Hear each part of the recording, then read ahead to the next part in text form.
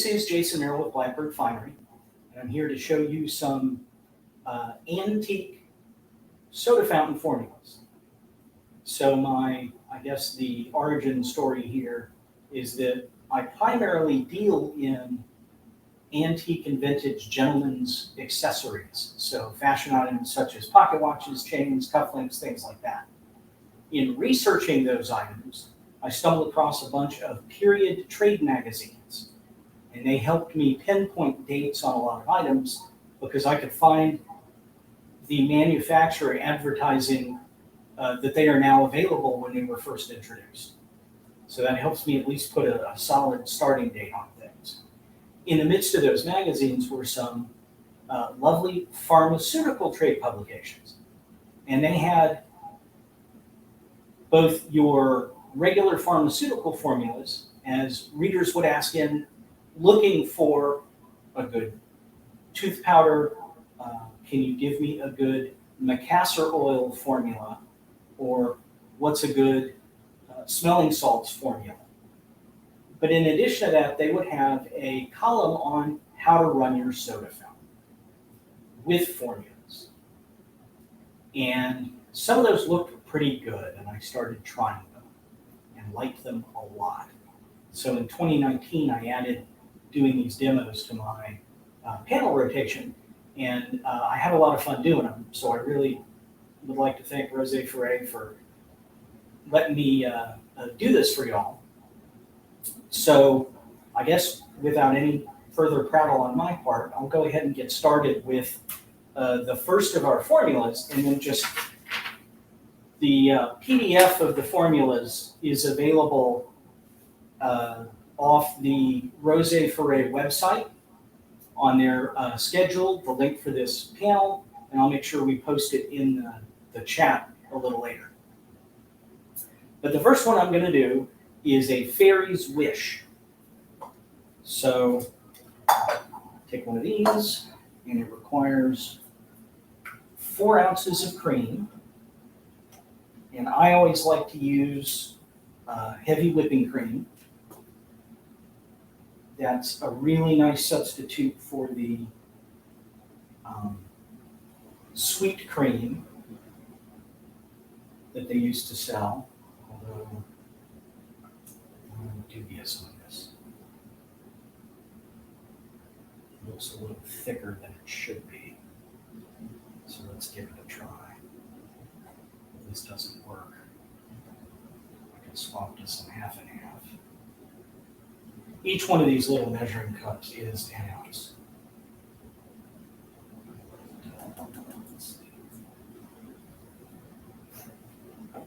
It's okay. So maybe it's just thick cream. One can only go. So 1/4 of an ounce vanilla syrup. So make sure I know where 1/4 is. That's the second line.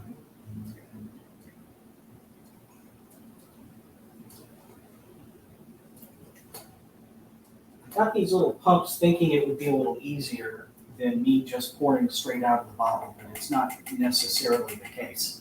One smooth pump doesn't equal 1 full ounce. So it makes it a little complicated at times figuring out how much you need to put in versus how much pressure you need to give the pump to give you the correct amount. So it's another 1/4 ounce of strawberry syrup.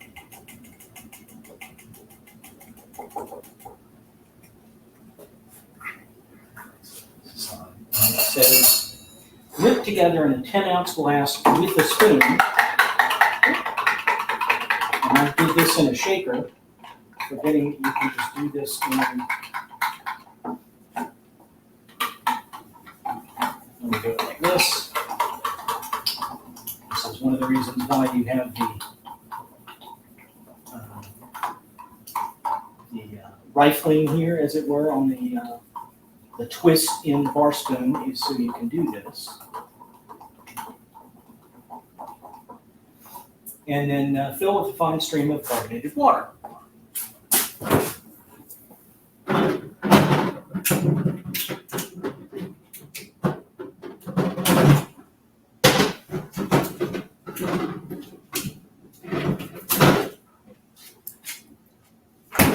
There's always at least one item I forget to set out. In this case, it was the actual soda water. I like using these because you can get a little bit of extra pressure on them by putting your thumb over the top of the bottle, where you don't get that with a normal soda siphon. The small glass bottles work best for that. Plastic and larger plastic ones just don't work. So what I am going to do is go ahead and decant this.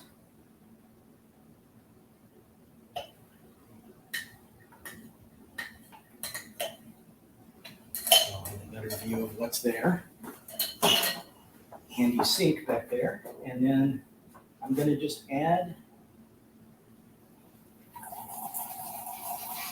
the carbonated water. And since it is 90% heavy cream, you'll get this nice,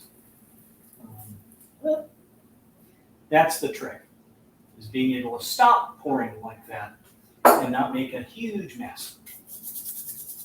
So at least I didn't make a huge mess. So, got that, get it out for now. So this is your fairy's wish. Now the original formula that was published in the magazine made at least 2 quarts worth of your syrup, and then you would dispense just, half an ounce of that syrup into the 4 ounces of cream. And I figured, there's no reason for anybody to be making that much at once. And for just a simple demo, it's easier to do just a revised, smaller version.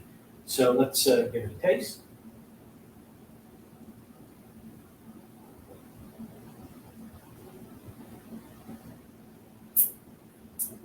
Yes, my favorite part of this, getting to taste test everything. So that's the fairy's wish. I guess let's see if there's any questions real quick before I go charging on. I've got my laptop over here, so I can look and see. I need to pull it a little closer.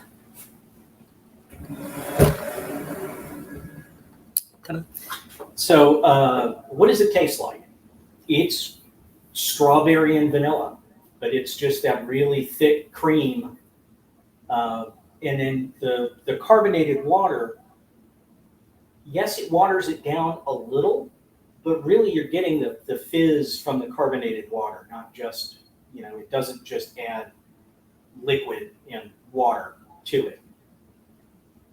So that's, it's real easy to make. And to be honest, if you've got anything close to a vanilla syrup or a strawberry syrup, and just, either heavy whipping cream or half and half or something like that, just add some of the syrups in there, shake it up, whip it up with a spoon, and then add your carbonated water to it.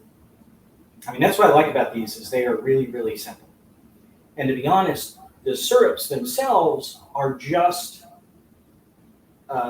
sugar water, simple syrup, with a flavor added. Now, a lot of the flavors come from your essences, like your the vanilla essence that you buy at the grocery store for baking. That's the exact same kind of flavor. So you can make your own syrups with either, boiling down sugar in water in a pot and then adding your flavor to it.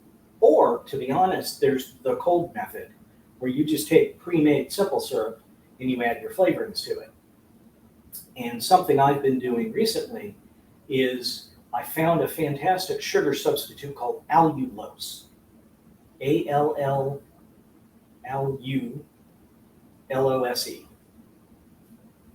It's 1-to-1 for sugar, but the body doesn't process it the way it processes sugar. So it has absolutely no effect on your blood sugar, no calories, none of that. So it's very easy to take a thing of liquid allulose and add water to that, to maybe, whatever amount you have, you would want to double it, because it's 1-to-1 for sugar. So your simple syrup is, for example, a cup of sugar, a cup of water. They balance out. But yeah, you just add whatever your essence to that allulose and water, you got your own syrup. And it's nowhere near as sugary as these. And in the,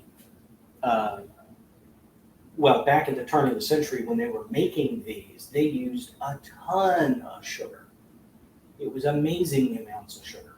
And then you get these drinks that mix different syrups together.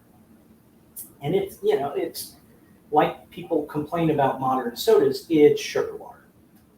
It's flavored sugar water. Now, by using the modern syrups that aren't necessarily as sweet, or they have a ton of sugar-free options out there, or making your own with something like allulose, you can cut the sugar back immensely, and you still get the same great flavors. So I guess moving on, our next in the fantasy theme is the Crown Prince Fizz. And I've always liked this one. And let's see. Yeah, this one does get shaken and strained. So in this case, 2 ounces of strawberry syrup. So that's 2 of these full.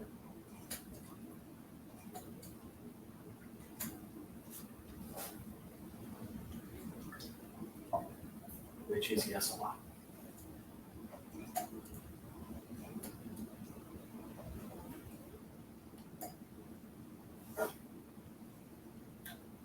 That's 2 of those.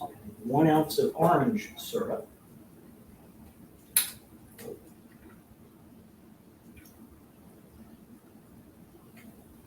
Trying to be careful, I completely forgot to pack either a lab coat or an apron. So I don't want to mess up this fabulous waistcoat. It's one of my favorites. And then 1 tablespoon of lemon juice.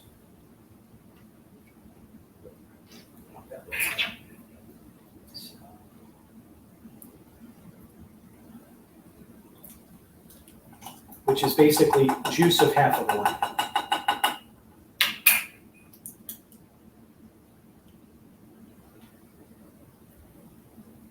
And then shaved ice, which I probably should have put in first, but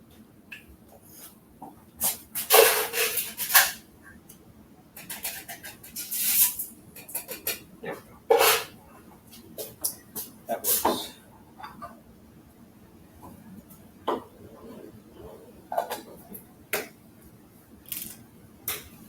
So one of the things that isn't as apparent in the original instructions is that you would have had your shaker, which would normally the metal style like this one, and then you would have had a glass, which would have been a pint glass that fits within the shaker to make a nice tight seal, and that's how they would shake things. So often it says, into a glass, put this stuff. Well, the glass isn't the final vessel. It's actually your shaker or part of the shaker. And then some of these you go back and forth between shaker and glass before putting it in the final to be presented item. And so this one, the ice helps cool it down. And we can strain that out.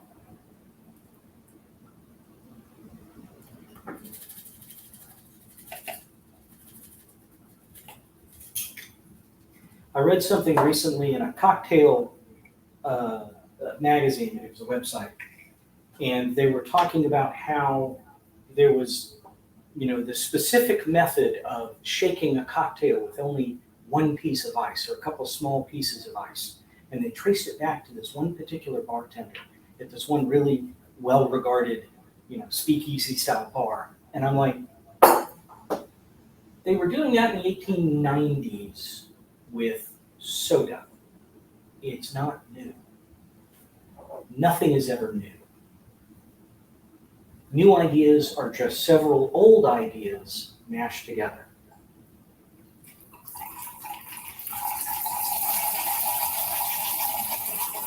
But I love the fact that there is this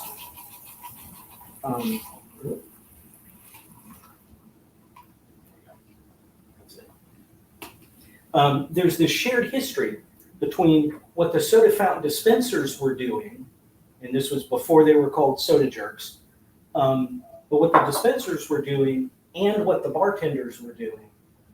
And now you add the baristas into that, and they're all using a lot of the exact same techniques and methods and ingredients that were being used back 100+ years ago. And in some cases, they're thinking they've invented something new when it's really stuff people have been doing for well over 100 years. So I always found that interesting. So this is the Crown Prince Fizz, and it is this lovely reddish color. The orange and the lemon juice cut that a bit, but it is a very, very lovely, very fruity, very fizzy drink. I have no idea which Crown Prince they named it for. The image I have there is of an Italian Crown Prince, but there's no date on it. It just says Crown Prince, Italy. And I hadn't had time to go digging back through their family history to see exactly who that was. So, Crown Prince Fizz. Any questions at this point? I tend to charge through these, so I want to at least give folks a chance to respond. Do I prefer shaken or stirred? I actually prefer the shaking, particularly because you can add a little bit of ice to it and really, really get that coldness into the drink. Everything about a traditional soda needed to be very, very, very, very cold, particularly the carbonated water. Before they had proper refrigeration, the entire carbonated, the carbonation apparatus in a soda fountain would have been packed with those large blocks of ice around the tubing to keep everything as absolutely cold as possible. Now we have refrigerators and things that make it a little easier, but that's why they used a lot of ice in making the drinks, was to keep things as cold as possible. And then if you were making an egg drink, you wanted a hunk of ice. Traditionally, it always says about the size of a walnut. You want that in with your shaker to actually break up the egg and the white and not quite scramble it, but basically turn that into the liquid that is the base of whatever the drink is going to be. I like to use pasteurized egg product or egg whites out of a carton because that's much less mess and they're much safer than dealing with the raw eggs, although that's, as long as they are properly cleaned, that's much less of an issue these days than it used to be. So, time for side 2. Creme de coffee. Now I have to throw in a little story here. Since this was a fantasy-themed event, I went looking for fantasy-themed sodas. And they had a bunch of meads that they would make.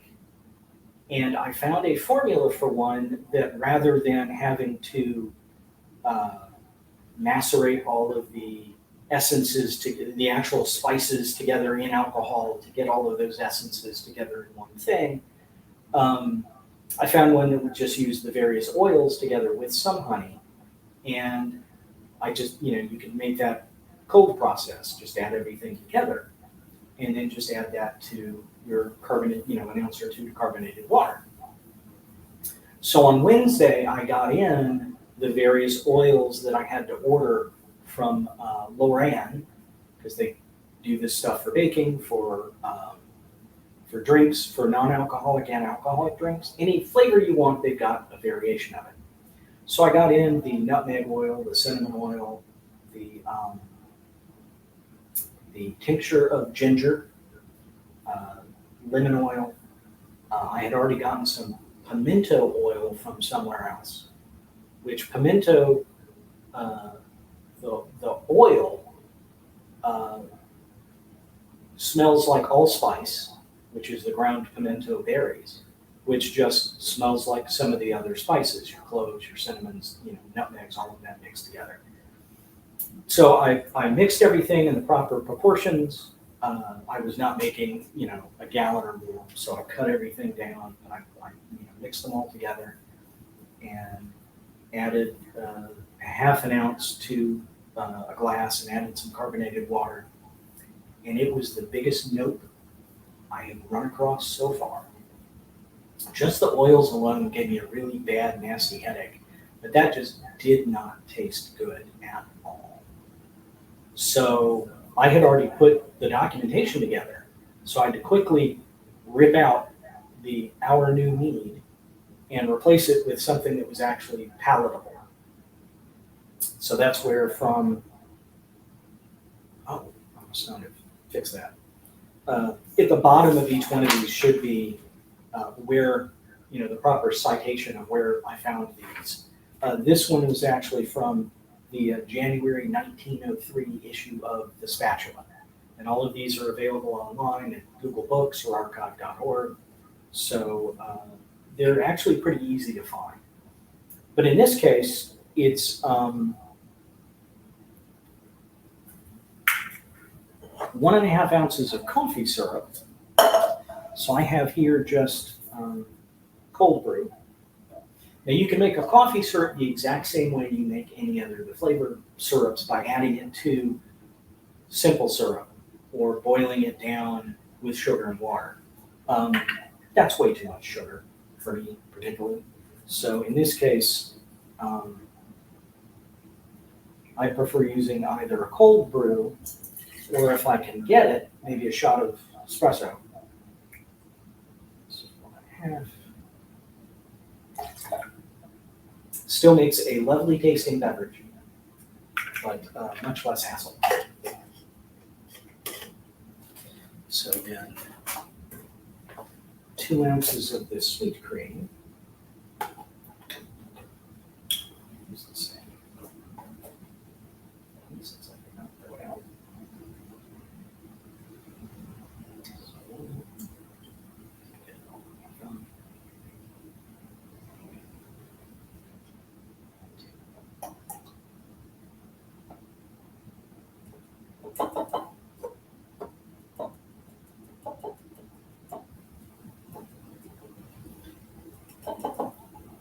Now it also says, it says serve in a 12-ounce glass. You put your coffee syrup, your sweet cream, fill the glass half full of ice, pour in sufficient milk to fill glass within 1 inch of the top, shake, and then pour into a glass, either with or without straining.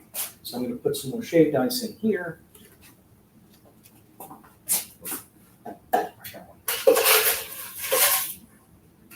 Just to get it, help get it cold. And then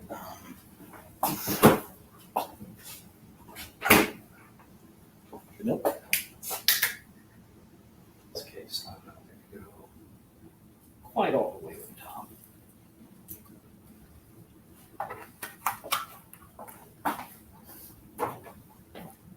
So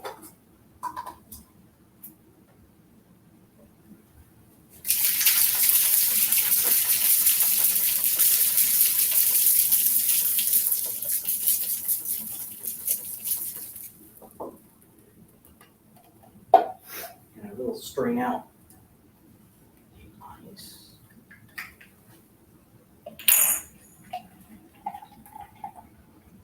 To make this absolutely lovely looking cold drink. And then one of the suggested ways to serve this was to add a scoop of ice cream. So I'm going to do that.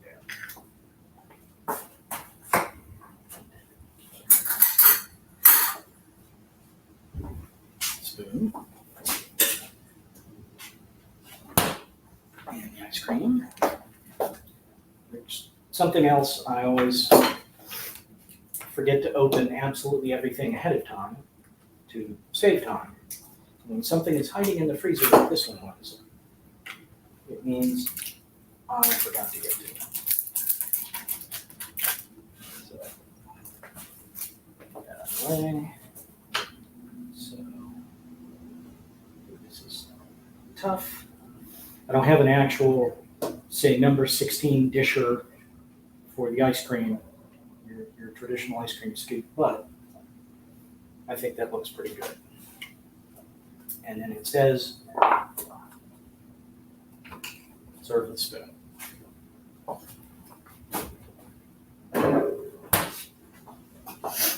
So, I'm not going to worry about trying to eat some with the ice cream, but I will hold it back with the spoon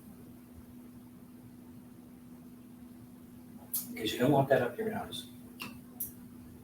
That's good.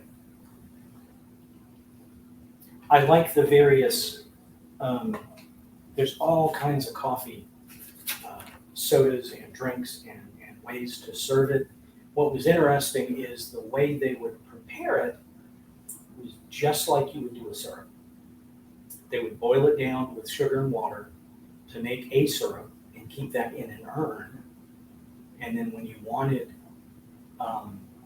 coffee, they would get the syrup and then add hot water to it and then serve that to you. Often with sugar so you could adulterate it to your heart's content, even though there was already some sugar in it. And then there was one that didn't actually use sugar in the syrup, but what they had you do was make up, a normal batch of coffee via percolation and keep it in, a nice hot urn.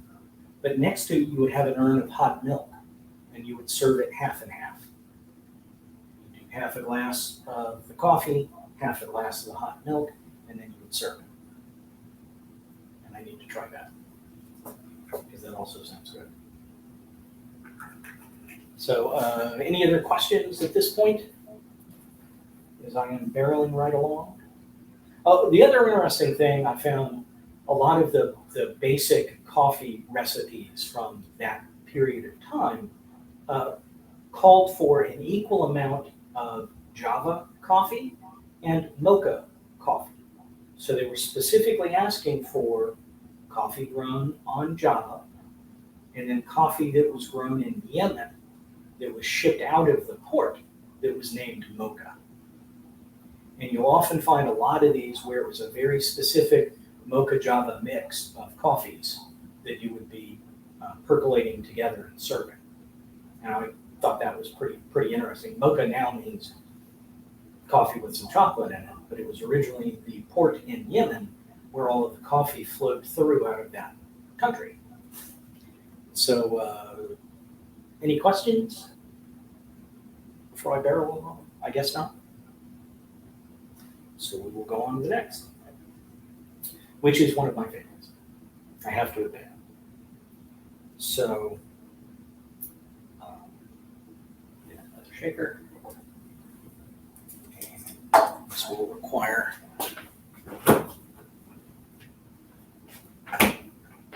I'm doing egg white instead of a whole egg because that sometimes I like the mouthfeel of this, but it's also less messy than doing the entire thing. So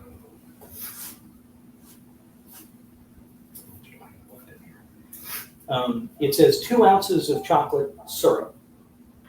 I prefer to use a chocolate sauce. They're thicker, but to me, your let's do this. Get it down the bottom here because it's very thick.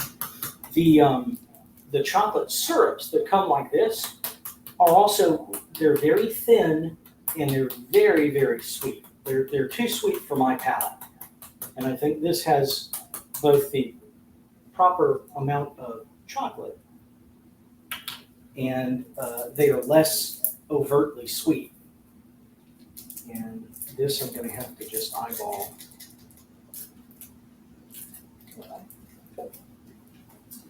This I'm just going to have to dig out with this. Well, that won't fit. Darn. Let's see. I have one of my other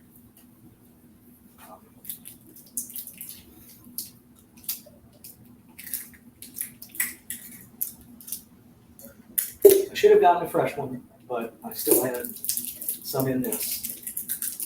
There we go. So that's actually about an ounce there.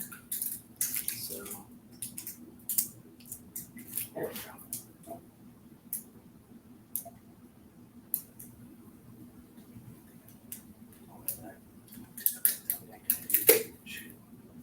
Other mess.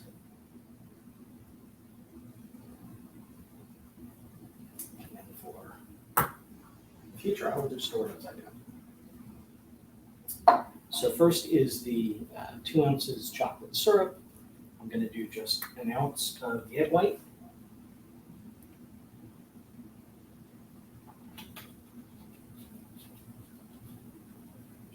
Closes.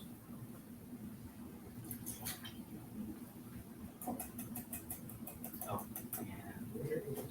Oh, here it is. So, malted milk. And it is literally wheat flour and malted barley extracts. This also has a little milk, soy, lecithin, salt, sodium bicarbonate. Traditionally, malt is just that malted barley extract. But most of your, over-the-counter stuff has all of these other additives to it. But whenever they served a malt back in the old days, that's really all it was this powder would be added to whatever the drink was. Nestle's sells it like this that you can get at a grocery store. There are companies that sell the catering grade of the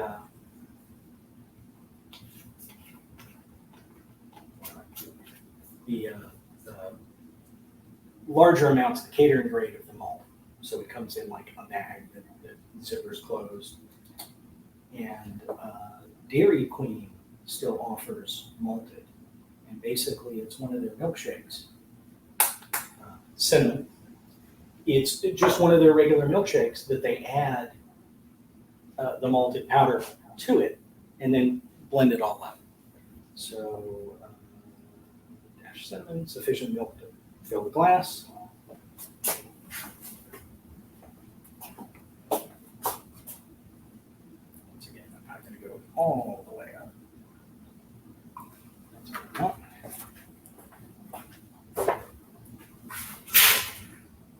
I'm going to put a couple of ice cubes in here to break things up a bit and help with the mixing since the syrup is so thick. But it does tend to incorporate pretty well on its own. Let's see.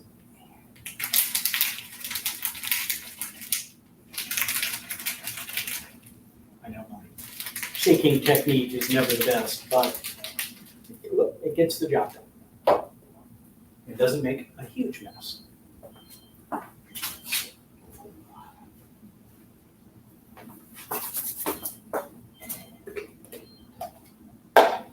So, shake, strain, serve with a sprinkling of cinnamon. There we go. Cap off.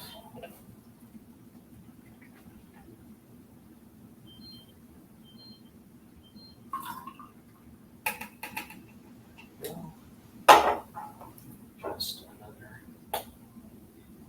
sprinkle of cinnamon.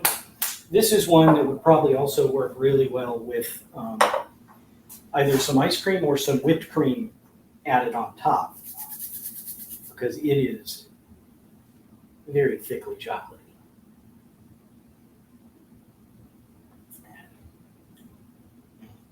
So good. And it's the malt helps give it a little thickness. The mouthfeel is a little thicker than it would have been just, say, chocolate milk. And the egg also helps.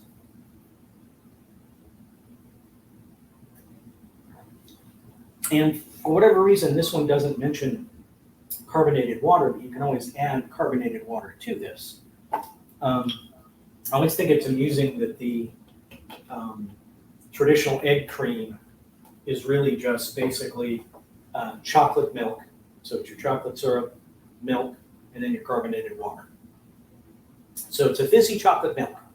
But a lot of the original sodas really were egg creams. They would have egg or egg white, and they would have the sweet cream. And there are a ton of those. And they're obviously they don't work with some of the fruit flavors, particularly the more acidic. But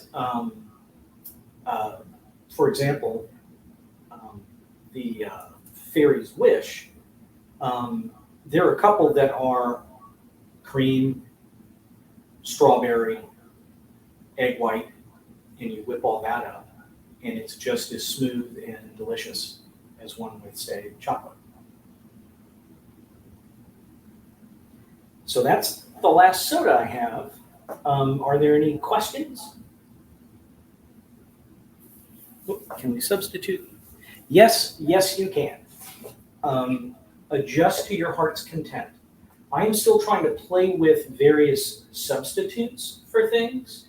I've not found a really good non-dairy cream substitute that gives the same mouthfeel. The last one I tried just didn't have the right consistency. And actually, when you started mixing everything together, it didn't hold together. And it just made a kind of a watery mess. So, but experiment to your heart's content. I really love working with the allulose instead of just regular simple syrup or just plain sugar in stuff like this, because it really helps cut back on the overall sugar content. And then there are, so your traditional essences, like for example, your vanilla.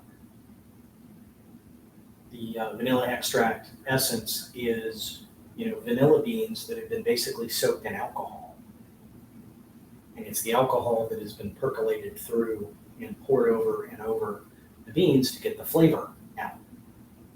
I'm allergic to alcohol, but glycerin does the exact same thing as the alcohol.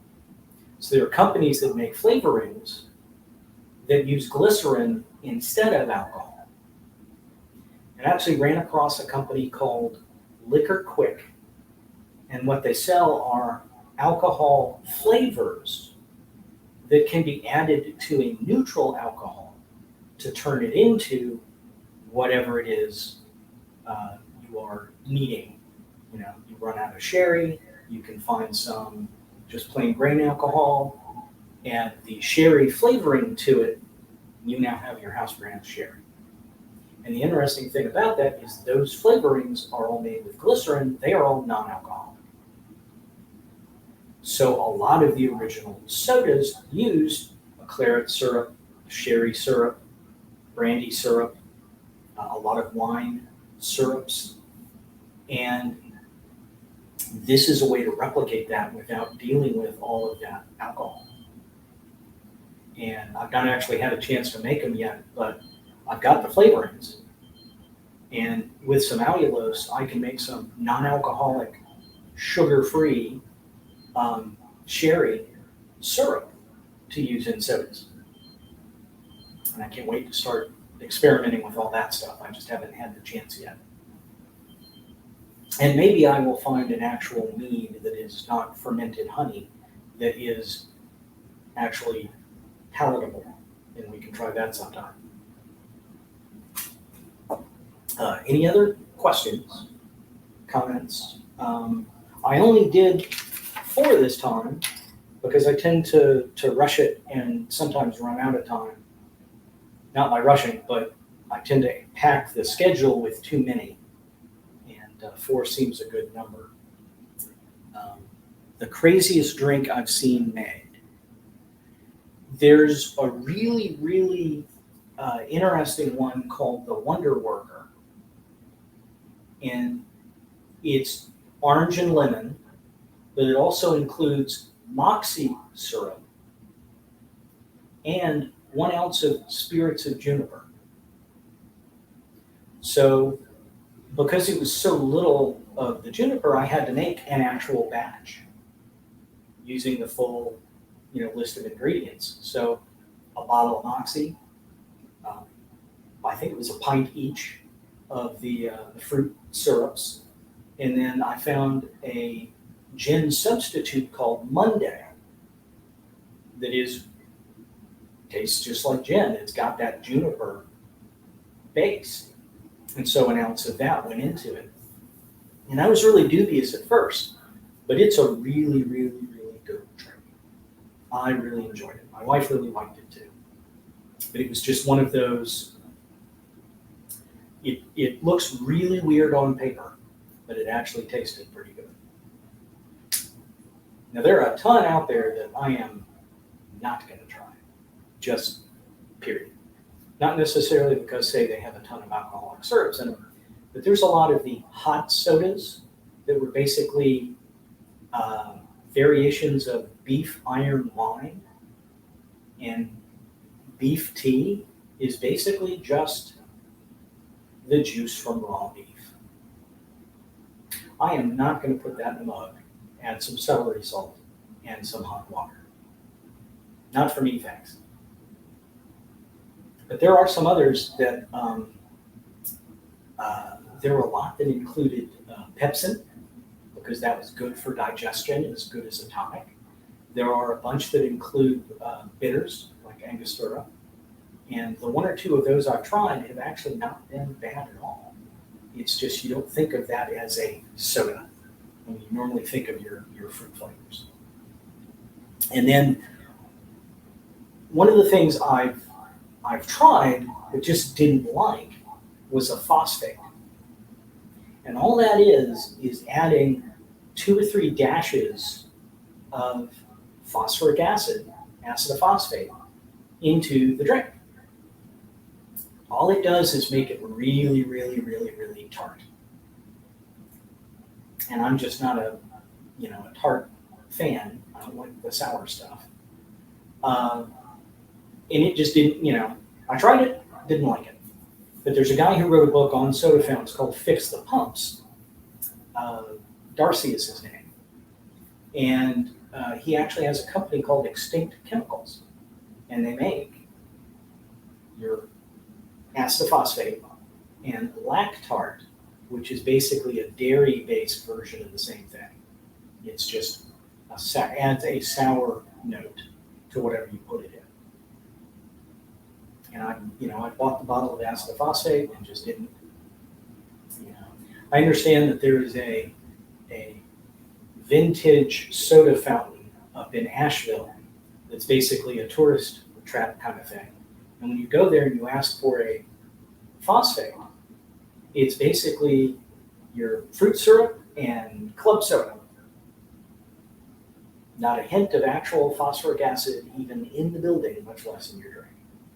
So you have to be careful when folks offer that to find out what exactly they are putting in it to make it a phosphate. I stopped off at more of a 40s burger joint soda fountain in Nashville on my way back from a trip out west. I want to say it was on my way back from Tesla last year, which is in Wisconsin. And they had phosphates on the menu. And I happened to sit down at the bar to get just a regular milkshake. And I was going to ask them about the phosphates, but then I saw the very same bottle of the Extinct Chemicals acetophosphate sitting there on the counter. So I knew that they were making the real deal. But I mentioned to the waitress, that I was wondering what they used, and then I saw it. She says, "Yeah, I would have suggested something else," because she doesn't like the bitterness either, the tartness. So I thought that was pretty funny. The milkshake I got was absolutely fantastic, and it's one of those where they fill the whole can and bring you your really full glass and what's left in the can. And it took a long time to work my way through all of that, but it was worth every second. And of course, I can't remember the name of the place. But guaranteed, on my way back from Tesla, I'm going to stop there again. was well worth the little detour. Actually, thinking about it, so I haven't booked my travel up and back yet. But on the way to Madison, Wisconsin, I can go through Columbus, Indiana. And they have a soda fountain there called Zaharakos. It was originally opened by two Greek brothers in 1900. They still have their old soda fountain there. Now, my problem with travel is they're only closed Monday, Tuesday. But this year I'm leaving on Wednesday. So I can overnight in Columbus, Indiana, and stop off for dinner there at the end of the day, provided I don't spend too much time wandering in antique malls on the way up there. But it is well worth going out of your way for. The food I had was amazing. The sodas were amazing. The chocolate shake was amazing. The one time we were able to go through there, because this is early November, it was in the 20s outside. And I walked back to the hotel with a full chocolate milkshake in my hand, not caring a bit. It was oh so worth it. So, how are we on time? So I'm looking, I can't see. I realized I didn't have a clock up. But I guess they did put my socials up. But I'm Blackbird Finery everywhere on social media. Blackbird Finery on Instagram and on Facebook. And I do have a very, very tiny YouTube channel under Jason R. Merrill. And that's where videos like this get posted after they've finished their little term on Twitch. But I want to do more. I always enjoy doing these. While I'm here and I have this set up, maybe tomorrow I'll do some onesie twosie sodas.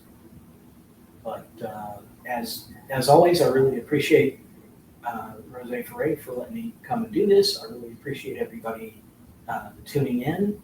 I hope you try these on your own. I'd love to see pictures if you do these sodas on your own. And I still have 40 minutes to go. Well, what do you want to talk about? I'm here. You're here. I can try and make another soda, but I'd need to dig out my my formula sheets because you really don't want to see me drinking all of these for the next 40 minutes. That isn't the big danger. I love the hit of cinnamon when you bring this up and drink from it. I will put that out of my way. Those are probably way too close to the camera for it to be visible. But, oh, the outfit. Okay. So, this is a waistcoat I got from someone who made and sold clothes under the name of Time Travel Outfitters. Her name was Deborah, and unfortunately she passed away in 2019. So I only have two of her waistcoats, and I absolutely love them. And I'm heartbroken I was not able to get any more clothing from her. But these are my favorite. They're really, really thick, just a really nice embroidered fabric, but they're fully lined. Even the back, it's not just one piece of, say, the shiny satin here. It's really thick. It's lined like everything else, but it's also just insanely comfortable. I love it. And then this is just a standard. I can't remember if this is 50 something inch or 72 inch neck cloth, and this is more of a Regency style piece of neckwear. And you can get all kinds of marvelous effects with it depending on how you want to tie it. And in this case, I went for a small bow, and it's literally just like you would tie a regular bow tie. Let me undo it, show you just how long this is. I'm trying to remember if I started in I started it across the back of the neck and then wrapped it around. If I wanted a bigger bow, I could start it across the front and then bring it around and then make a really big bow out of the pieces that come across. But it is, so it is now touching the floor. I'm 5'2". So I love these because you can tie them in so many different ways. I mean, my personal favorite does tend to be just the standard bow. But I just like the way it looks. But, you know, I could just tie this, cross them, pin it. I could do the little waterfall, which is just the straight falling forward. There's a book called The Art of Tying the Cravat from 1824. And it's got fascinating history of neckwear up to that point, based on his sources. I'll just leave it like that. I've got a friend who's always upset when it's slightly askew, and she'll stop me to fix the tie. It's like, but it's supposed to look like you didn't really care when you tied it. It's just meant to look done, but not too overdone, if that makes sense. I never can remember the Italian term for that, speratura. But in any case, The Art of Tying the Cravat, you can find them online at archive.org. The one thing to be aware of is that when they scanned these out of the existing collections, this particular book has pullouts that have all the illustrations of what the knots look like. The text is the description of how to tie them, although some of those, it's hard to follow because they're assuming you have knowledge that they had that we just don't know now. But when you're looking for the online version, make sure it's got the fold-outs. And the company James Townsend, that is a colonial era reenacting supply company. They do all kinds of clothes. They do neckwear like this, and the stocks, which are just the really stiff neck wear that would buckle in the back to hold your chin up. Often those were worn under neck pieces like this. But they have a facsimile of that book, and it's just a little, the covers are the exact same paper as the rest of the book, and it's just sewn together, just a really simple binding. And actually in the book itself, he recommends you get a leather cover for it to protect it, as it was published just like that, just as more of a pamphlet than an actual book. But I got one of those facsimiles from James Townsend, and I really like it a lot. And I'm gonna really try to start working through the different versions of the neckwear. There is, I think it's one of the Italian knots, but it's not really a knot, but you cross the two pieces in the front in an X, but you cross them through a ring. So you just have the ring hanging there in front, and the other ends are either tied in the back or pinned in the back out of the way, so you just don't see them. A lot of the knots ended up that way, and then you get something really elaborate here in the front, and the rest of it is just tucked up underneath and pinned in the back, so you just don't see the loose ends. And it just presents a really nice finished product. Those were mostly done with the white linen neck cloths, because you could really see the detail of the knot and such. With the black silk, it just kind of disappears. And he actually recommends, well, not recommends, he says these knots should use this particular neckwear. You know, starched white linen. Some of them he recommended colors, either particular colors or like green and white polka dot was one of them. So it just depended on how much of the cloth was going to show as to how much you wanted to show off the fabric rather than the knot itself. If you wanted to show off the knot, you went for something like the white linen. if you wanted to show off the fabric, where it was just like a waterfall or something like that, you would go for one of the fancier fabrics. It wasn't all black or white, all different types of colors. Although it was interesting in that he mentioned that mostly the black was worn by your military officers when they were out in uniform. And I found, I've never run across that before. That sounded really interesting to me. Any other fashion questions or comments? I mean, I can tie this like a regular 4-in-hand, long tie and tuck it in. And it would look just as good with everything else. And I cheated. This is a modern French cuff shirt, and I just flipped the collar up because I like that standing collar look, but I also don't want to wear the detachable collars all the time. Now that I've sized them properly and I know what works for me, they actually fit and they're not uncomfortable. But it's that much extra hassle when you're getting dressed.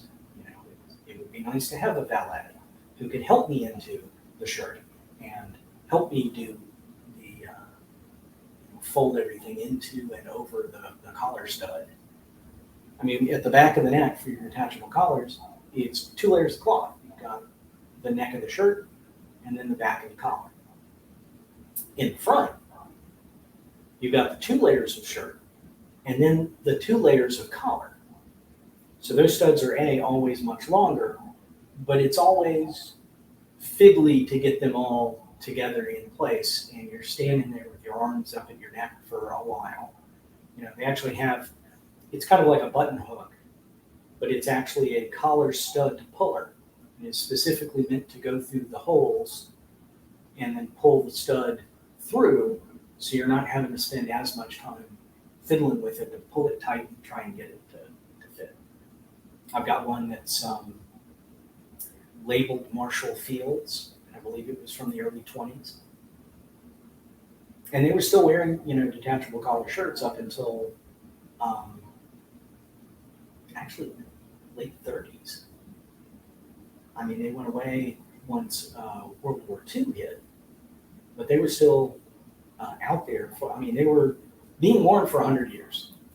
Hannah Montague got the patent for that in 1824, and they were still wearing them after 1924. So where do I usually buy my ingredients? Where I can find them, which isn't helpful, but most of the syrups these days I end up getting from the Webstaurant store. It's WEBSTARAUNT. So like restaurant, but Webstaurant.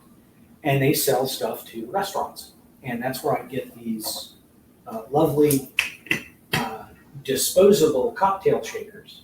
A, they're clear so you can actually see what's going on. And B, if I don't want to deal with washing them afterwards, I can just pitch them. But they have pretty much every flavor of Monin syrups, of Torani, and Da Vinci, and there are now some other companies that are also producing the same sort of things. And the last time I looked, they now sell boba tea supplies. So if you ever wanted that 5-gallon bucket of tapioca pearls, that's your source. They sell the big thick straws. They sell all of the different flavorings for those drinks, in addition to all of your coffee drink flavorings, and then all of your non-coffee, non-alcoholic drink flavorings, although a lot of these can be used in alcoholic drinks and are. But then there's also a wide variety of your shaved ice, Hawaiian ice flavorings. Any of those can be made into a soda as well. So the possibilities are endless. But finding a wholesale supplier like the Webstaurant store is often your best bet.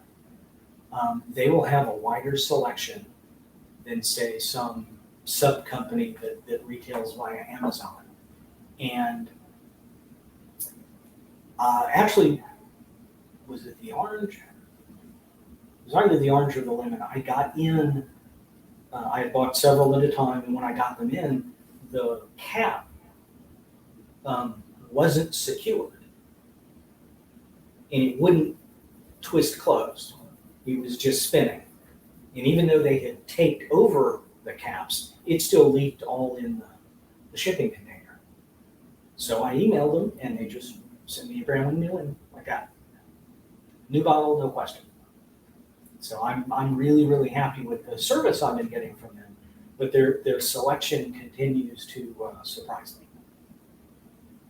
So the Webstrong store for that, but places like Cost Plus World Market now have more. Some of your, I guess, more niche, higher end grocery stores will have more of the fruit flavorings. Say, everybody's going to have your traditional coffee flavors, your vanilla, your caramel, chocolate, like cinnamon, peppermint, stuff like that. They almost always have in stock. It's the fruit flavors that are harder and harder to find. And so I was really lucky when I found I could get stuff from Webstrong store rather than chancing somebody off Amazon. They'll send me what I asked for, and can I get it in time before the show? Luckily, I'm not doing another soda demo until, I think it is in fact TeslaCon in November, so I got plenty of time to figure out what I'm doing and to load in all of the supplies. And I prefer to test these things at least once at home so I can taste them and figure out whether or not it's actually worth sending out into the world. And that gives me enough time to do this. The only one, the creme de coffee, I had not actually made that one before, but I've made variations on that same theme. The January 1903 issue of the Spatula, where I found this formula, there was actually basically a whole article on coffees. Here's all the sodas you can make with it. Here's your variations on the hot soda versions with your vanilla syrups or your chocolate or whipped cream, or actually that was another one that I really liked. I wish I had it here, but basically you took your glass and you put your, I believe it was coffee syrup and maybe some heavy cream, and then the other glass you filled it full of whipped cream, and then you shook those together and then poured it back and forth until it was thoroughly mixed together, and then that was your drink. I wish I had the formula in front of me because I really want to try that now. But it's amazing the kinds of stuff they did that just kind of disappeared into the imagination of the inventor, but they never got propagated, while some of the basic stuff just stuck around forever. Everybody knows of a cherry phosphate, something like the creme de coffee. Sure, the ingredients are fairly basic, but there aren't many restaurants with that on the menu today.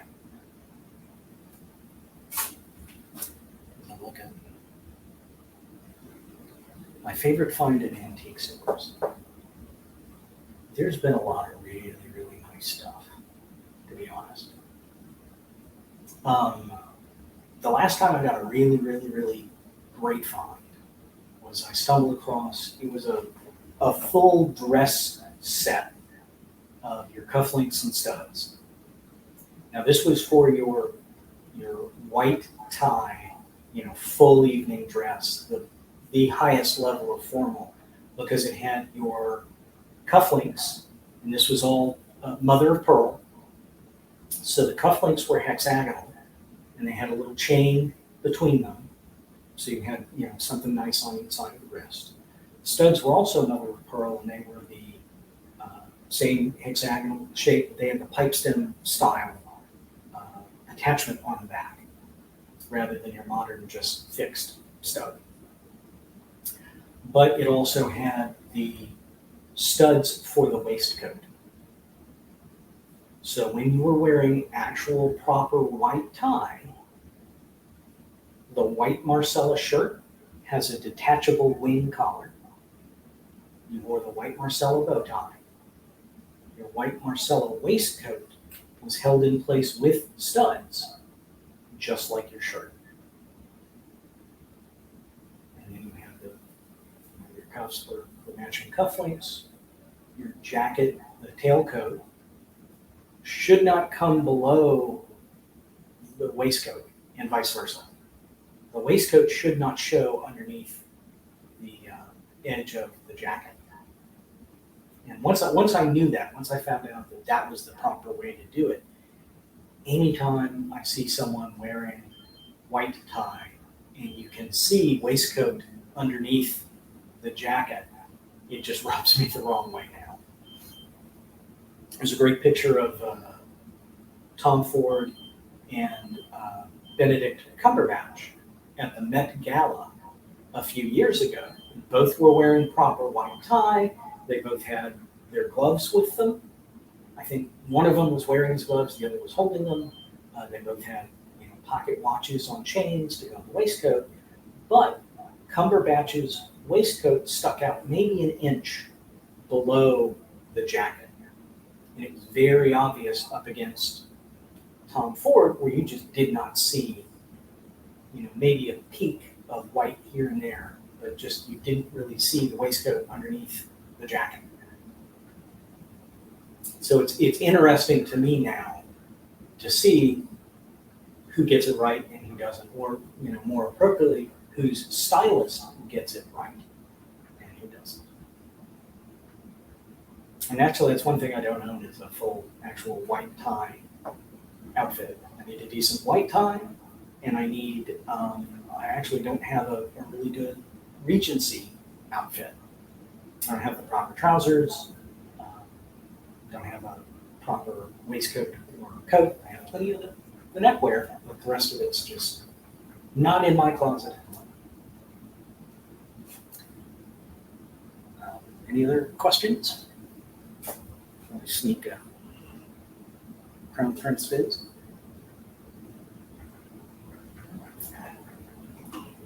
To be honest, I love just smelling these now.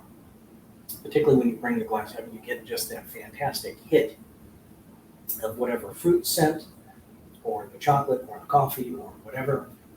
I always think that's wonderful. Actually, that's the origin story for Dr. Pepper, is that the gentleman who invented it wanted to try and capture the smell of a soda fountain with all of the different fruit flavorings in their bottles and decanters right there on the counter. And that's, most folks think of it more as a cherry than anything else, but there's a bunch of different fruit flavors in there. Pardon. Crown Prince went down the wrong way. My favorite drink ever. That's tough because it constantly changes. I still really, really like the Merry Widow.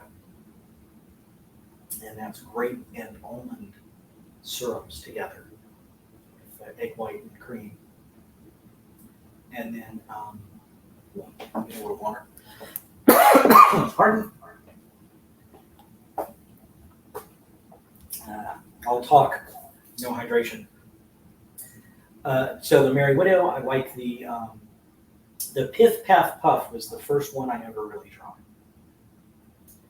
And that was basically just chocolate syrup, egg white, sweet cream, whip all that up together, douse it with carbonated water.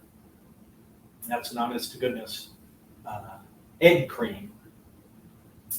But that was the first one that I saw in one of those magazines and said, I want one of those. And I went out and got some carbonated water and some heavy whipping cream and a carton of egg whites and made it up that night and made one the next night and made one the next night. And that got me doing all the research, finding more. That's definitely in the, say the top 5 right there.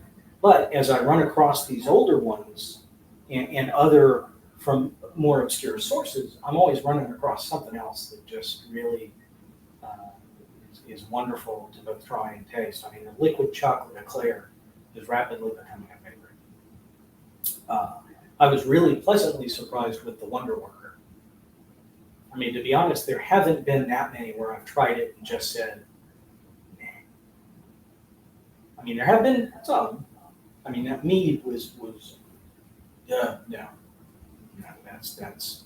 I need to take all of those oils and tie them in a bag with some rocks and find a well and just get them out of my sight. There's one called Lunar Blend that I could see it would be good if it was made by a real expert. That you separated an egg, so you had the yolk in one and the whites in another container, shakers, and one had cherry syrup, one had lemon syrup. You basically made the two separately, and then you floated one on top of the other in the final glass. And the first time I made it, I just did not mix things thoroughly enough, and it was just flat out disgusting. I tried it again later, figuring that I wasn't as good at mixing everything as I should. So I tried it again later, and it was better, but just still not to my taste. But then I run across, some of these coffee drinks are just amazing. What was the name of it? I did it was just a coffee shake, but it was in parentheses Philadelphia. So the formula came from a soda fountain in Philadelphia, I'm not sure which one. I did that one at Dragon Con for a demo there, and that was really good. I really liked that. That's another new favorite. But it's constantly changing because I'm constantly stumbling across new ones. So Yoo-hoo is, I think it's a little of both. It's both chocolate and maybe a little malt to it. Now that I've been doing this, I haven't actually gone back to look at a Yoo-hoo, look at the label and taste it again up against some of this stuff. I need to now. Back when I was in college, I don't drink, I never got started.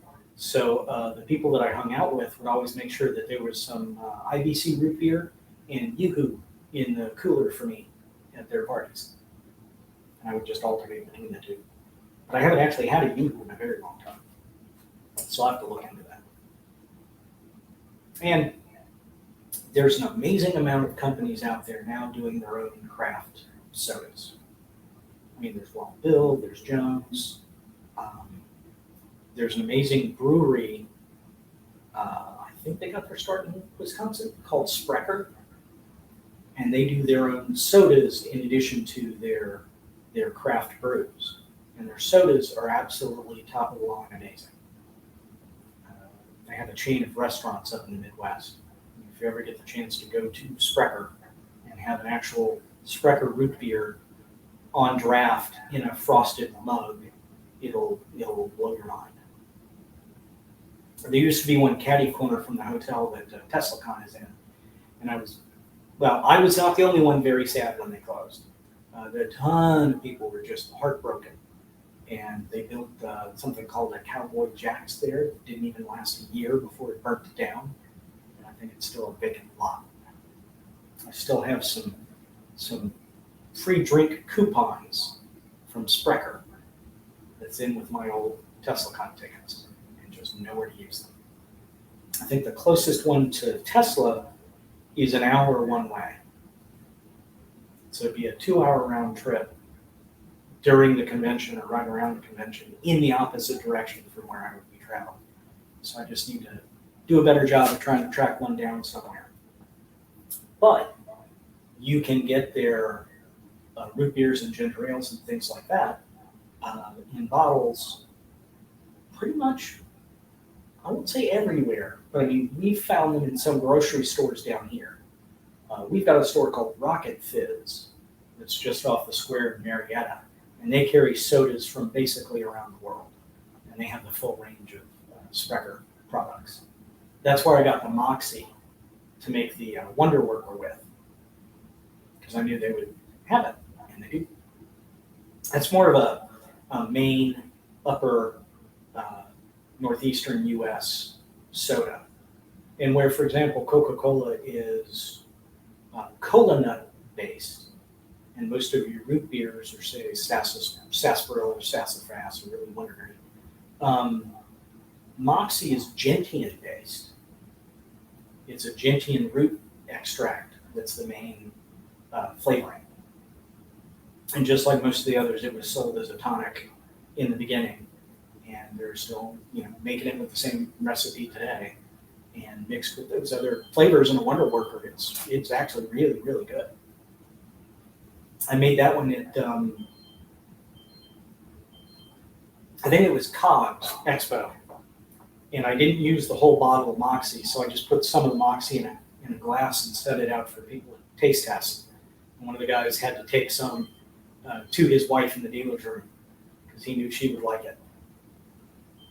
But he took her both a Wonder Worker, a little bit of Wonder Worker and the Moxie, so she can have both sides of that one. That's why I like doing these live. Here, unless you're making it along at home, you don't have the opportunity to really taste them. But when I'm doing a live panel, I will put the glasses to the front of the table or to the side, and the stack of cups. Sorry. Put a stack of cups over there, and just whatever happens to them, happens to them. And I think I really want to try and do just a soda-only event, so I'm not just stuck with, a fixed block of time that's only an hour and a half, maybe in the middle of somebody else's schedule. I'd love to be able to do just an evening where we demonstrate a bunch, we talk about the history, but I'll have a bunch of pre-mixed syrups. So you can go and just get an ounce of, say, the Wonder Worker syrup, and then add your own carbonated water to it, and you're in business. I really want to figure out a way to get, can you make a milky drink? Oh, there's a ton. There's a ton that have, like 2 of these, you filled up the glasses with milk. The original milkshake was just milk and a flavor. They did not actually add ice cream to them until much, much later. Actually, I made a couple of these events before, called a Fluffy Ruffles. And that's half an ounce of chocolate syrup, half an ounce of coffee syrup, and then it's shaken with 7 ounces of milk to make an 8-ounce drink. And that's really good. Particularly if you get a really nice, a really heavy, dark coffee. I've made it with an espresso shot before, and that was just amazing. But it's just milk and flavor. So you can add, whatever flavoring you want to milk. I just would stay away from the ones with citric acid. Your lemons, your oranges may not be as good. But to be honest, orange, you can make your own creamsicle shake with milk and orange syrup, or more appropriately, maybe some heavy cream and orange syrup. Whip that up together and then add some carbonated water to it. And that's actually pretty darn good. You just don't want anything that's going to make the milk curdle a bit. But,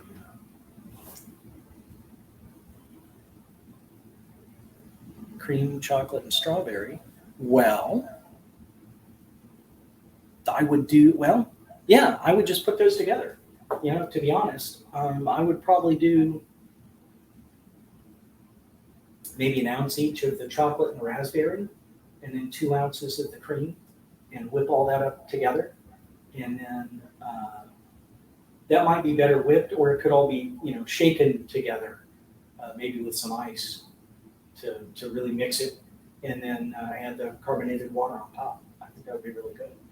And actually, I'm pretty sure there's some in there pretty close to that. I'll have to go digging back through my sources.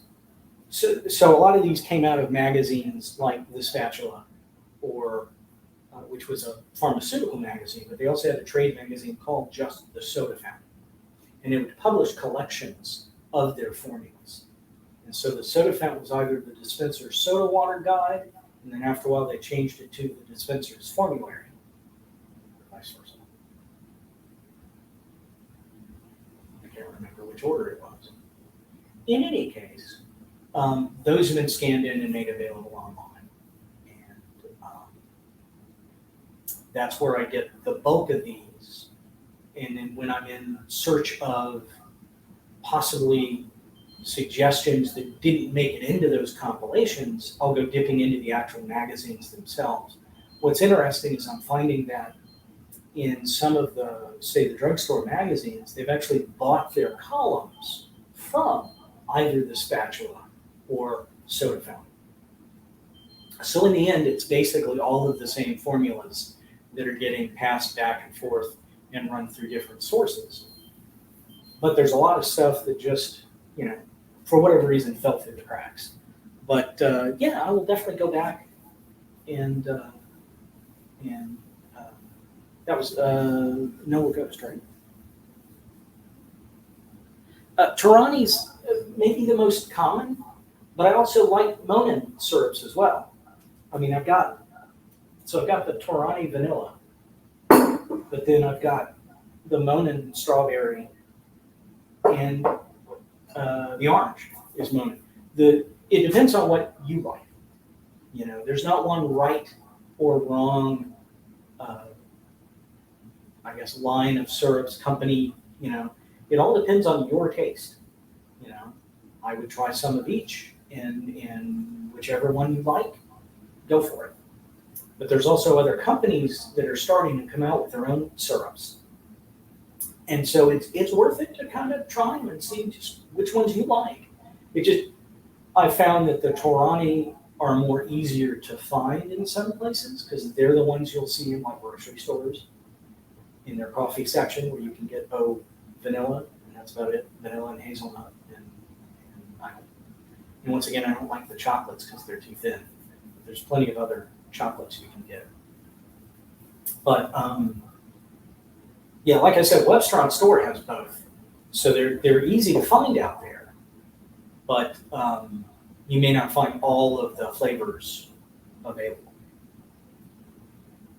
But I would honestly, I would just buy a bottle of each and do a taste test, or figure out a way to if you're at a coffee shop and you see that they've got, say, a strawberry from Monin, ask if you can just have a shot with either with some water or just something plain enough, maybe in some cream, that you can get the taste of it without having to try and fight to figure out how it tastes amongst the rest of whatever the beverage is.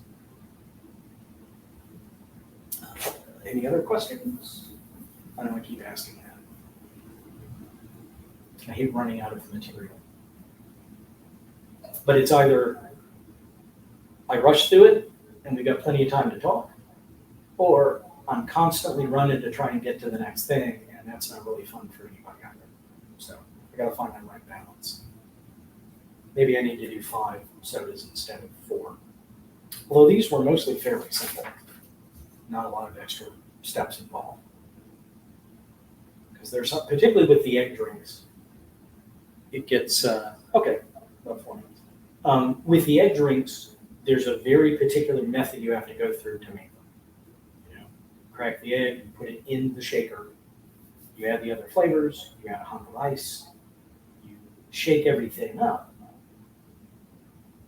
and then you strain it into a glass, but then you toss it back and forth between the glass and the shaker a couple of times.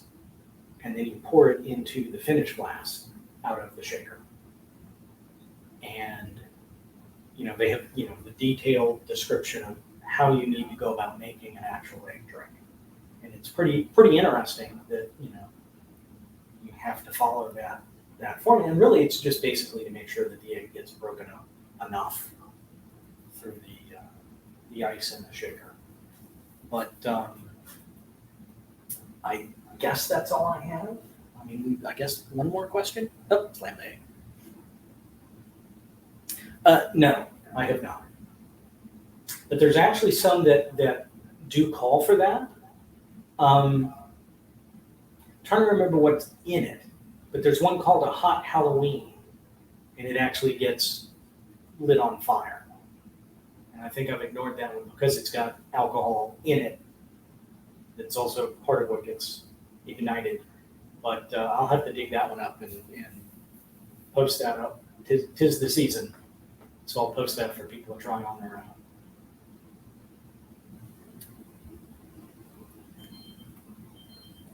Yeah. I mean, it had, I want to say it had brandy in it, and maybe you added a little brandy on top to like.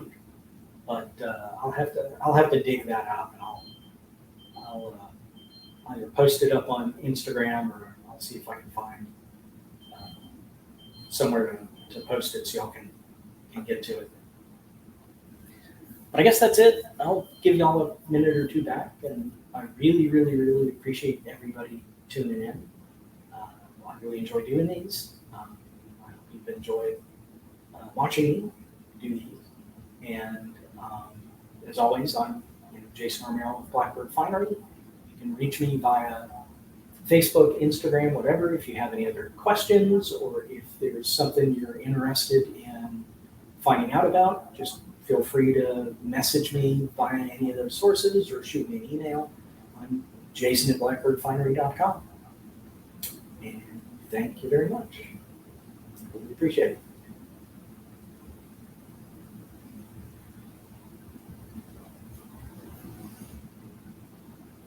Thank you. I always have fun.